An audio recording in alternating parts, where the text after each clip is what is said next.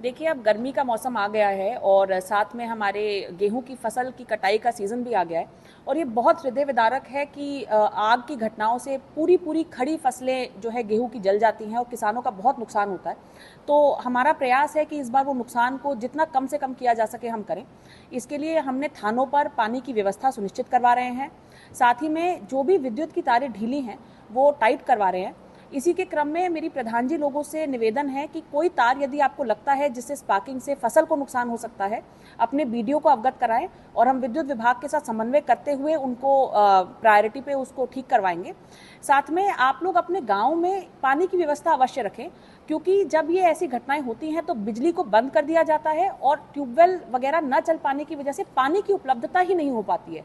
तो गाँव में खेतों में पानी की व्यवस्था कम से कम हम लोग रख लें। साथ ही में जितनी भी कंबाइन मशीनें हैं उनके साथ एक अग्निशमन यंत्र और साथ में बालू की बाल्टी को रखना अनिवार्य किया जा रहा है।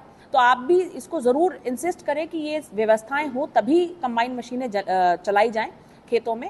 साथ में देखिए, जब ये खेत जलते हैं तो किलोमीटरों में फसलें नष्ट हो जाती हैं। तो आपसे एक विशेष निवेदन मेरा है, यदि आपके खेत में आग लग रही है तो कम से कम एक पट्टी को ट्रैक्टर से आप जोत लें, या जब हमारी टीम जा रही है तो उन्हें रोके ना। इससे आपकी भी बची हुई फसल बचेगी और साथ में दूसरे के खेत की फसल भी, वो आप ही के गाँव के लोग हैं, आप ही के भाई बंधु हैं, उनकी फसल भी बचेगी। तो विशेष मेरा आपसे निवेदन है कि ऐसा करें।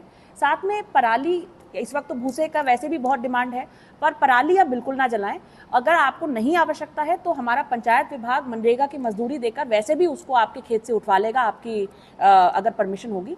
तो मेरा आप सबसे निवेदन है कि ये छोटे छोटे कदम हम लोग उठाएं, जिससे किसी किसान की इतनी मेहनत, पूरे एक सीजन का जो उसको पैसा मिलना था उसका जो है वो नष्ट ना हो। तो मुझे उम्मीद है कि इस बार हम लोग इन प्रयासों से अग्नि की घटनाओं को कम कर पाएंगे।